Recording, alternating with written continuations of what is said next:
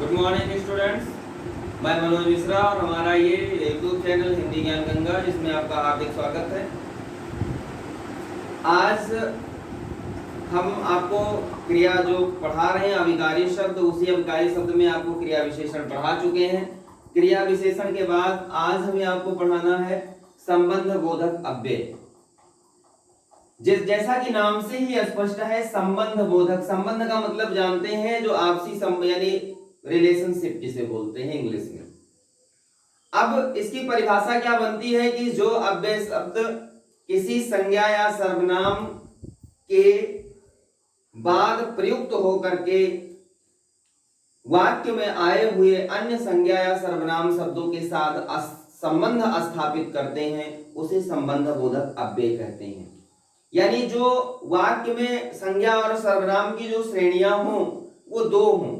एक संज्ञा सर्वनाम हो, उसके बाद जो शब्द प्रयुक्त हो, पुनः फिर संज्ञा या सर्वनाम शब्द हो, और दोनों शब्दों को जोड़ने वाला जो शब्द हो, दोनों के बीच का संबंध बताने वाला जो शब्द हो, वही संबंध बोधक अव्यय कहलाता है। आइए इसकी परिभाषा लिखते हैं कि जो अविकारी शब्द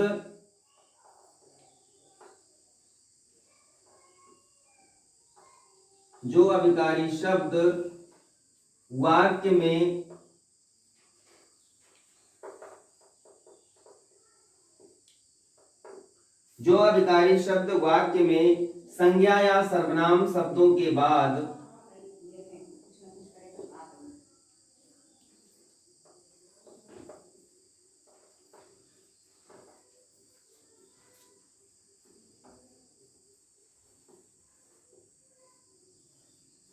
संज्ञा या सर्वनाम शब्दों के बाद प्रयुक्त होकर वाक्य में आए हुए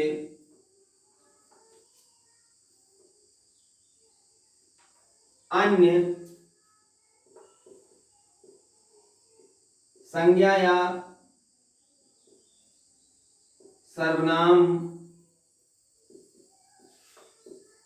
शब्दों के साथ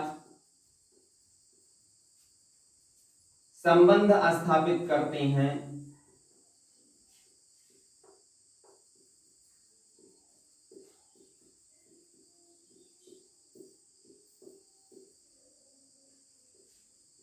उन्हें संबंध बोधक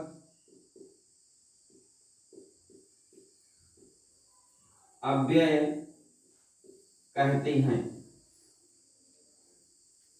तो इस प्रकार आप देखें कि जो अविकारी शब्द वाक्य में संज्ञा या सर्वनाम शब्दों के बाद प्रयुक्त होकर वाक्य में आए हुए अन्य संज्ञा या सर्वनाम शब्दों के साथ संबंध स्थापित करते हैं, उन्हें संबंध बोधक अव्यय कहते हैं। अब ये संबंध बोधक अव्यय जो हैं, इनके भेद भी माने जाते हैं कि किस स्वरूप में कैसे ये प्रयुक्त होते हैं। तो एक उदाहरण आप जो है इसके देख लीजिए कि उसके बाद फिर हम आगे स्पष्ट करते हैं कि स्कूल के पास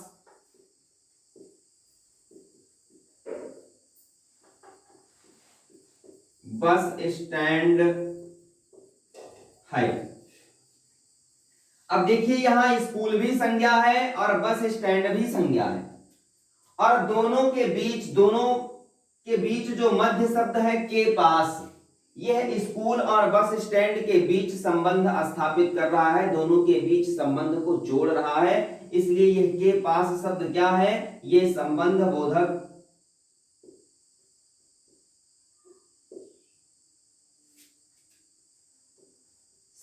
बोधक अव्यय है। आया समझ में? अब ये जो आपका संबंध बोधक है, इसके अनेक स्वरूप होते हैं। जैसे इसके स्वरूप क्या हो सकते हैं? कालवाचक हो सकता है, स्थानवाचक हो सकता है, दिशावाचक हो सकता है, और संघवाचक हो सकता है, और तुलनावाचक हो सकता है। आया समझ में? तो एक बार आइए देख लेते हैं, कुछ उदाहरण इसके स्पष्ट कर लेते हैं। कैसे उदाहरण स्पष्ट करने हैं? पहले मैं इसको परिभाषा आप एक बार फिर से देख लीजिए। इसको मैं मिटाने जा रहा हूं।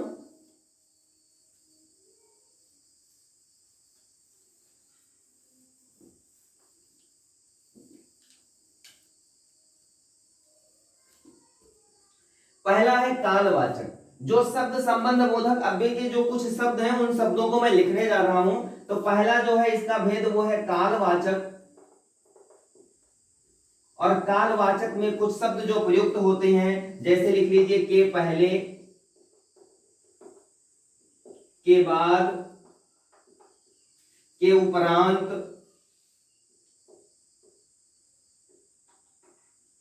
से पहले।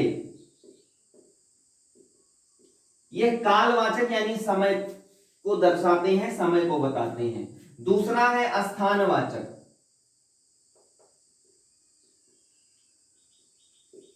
स्थानवाचक संबंध बोधक अव्यय जो होता है उसमें आप लिख लीजिए के बाहर, के भीतर, के अंदर। उसके बाद आप लिख सकते हैं के नीचे, के बीच, के ऊपर। ठीक, मैं लिख दे रहा हूं के अंदर, के बीच, के नीचे, के ऊपर आदि। ठीक, तो ये स्थानवाचक है। मोहन स्कूल के बाहर बैठा है, सोहन घर छत के नीचे बैठा है या छत के ऊपर बैठा है। तो ये के नीचे, के ऊपर, के भीतर, के बीच, ये शब्द जो है ये स्थानवाचक संबंध बोधक हैं, जो दो संज्ञा या सर्वनाम के बीच क्या करते हैं, संबंध स्थापित करते हैं, दोनों के बीच को संबंध स्थापित करते हैं। तीसरा है आपका स्थानवाचक के बाद है दिशावाचक।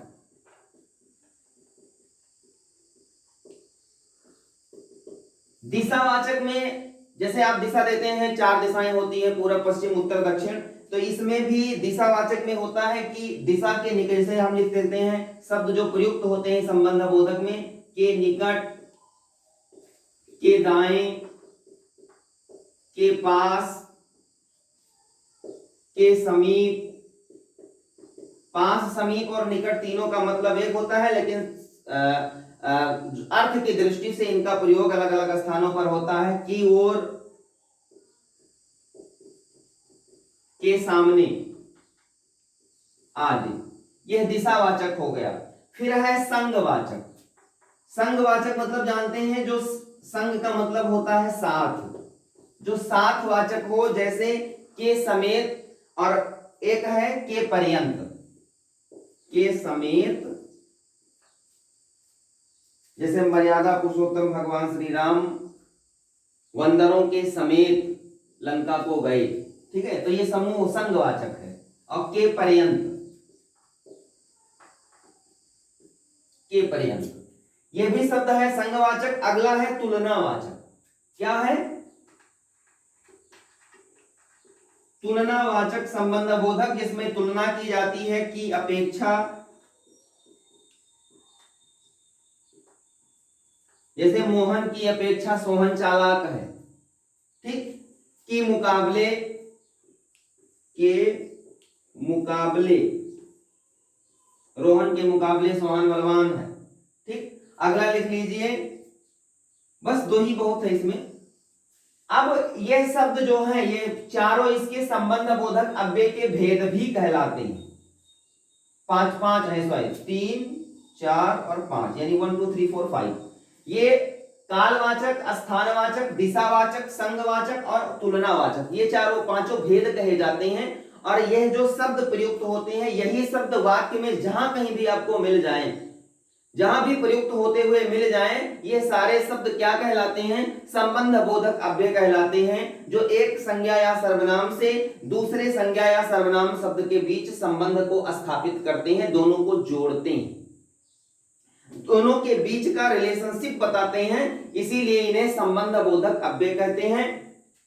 और यही शब्द प्रयुक्त होते हैं, इसलिए हर भाग के हमने शब्द लिख दिए हैं, इसको आप नोट कर सकते हैं। मैं बोल भी रहा था, लिख भी रहा था, ठीक है, दोनों कर रहा था, इसलिए जिससे भी आपको समझ में आए उससे आप इसको रोक रोक करके वीडियो लिख सकते हैं। ये नोट करना आपके लिए आवश्यक है, ये आपके पद परिचय में काम आएगा।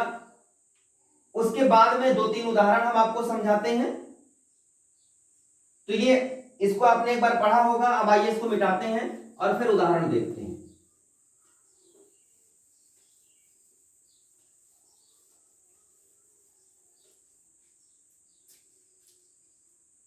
जैसे हमने लिख दिया सीता के घर के सामने पीपल का पेड़ है। ठीक, अब देखिए सीता के घर के सामने, यहां सीता, घर और पीपल ये तीनों संज्ञा है। ठीक, दोनों घर के सामने और पीपल दोनों संज्ञा के बीच संबंध स्थापित कर रहा है क्या, के सामने, और यही क्या है, संबंध बोधक अव्यय है। अगला लिख लीजिए, पार्क के चारों ओर लोग इकट्ठे हो गए। पार्क के चारों ओर लोग इकट्ठे हो गए। चारों ओर, पार्क के चारों ओर लोग भी यहां संज्ञा है और पार्क भी संज्ञा है, और के चारों ओर ये क्या है, ये संबंध बोधक अव्यय है जो संबंध को स्थापित कर रहा है। अगला एक उदाहरण और लिख लीजिए, वो घर के भीतर घुसा बैठा है। वह घर के भीतर घुसा बैठा है। अब कहां बैठा है, के भीतर। तो ऐसे शब्द मैंने जो शब्द लिखाए हैं, ये सारे शब्द अगर वाक्य में आपको मिल जाएं और यह संज्ञा या सर्वनाम के बीच के संबंध को स्थापित करें, तो इन्हें हम क्या कहते हैं, संबंध बोधक अव्यय कहते हैं। इससे कहीं अगर आपको समस्या होगी तो कमेंट बॉक्स में जरूर पूछिएगा, प्रश्न मैं उत्तर दूंगा। लाइट विद्युत व्यवस्था बाधित हो गई है, गर्मी बहुत है, इसलिए यह वीडियो यहीं तक। Thank you.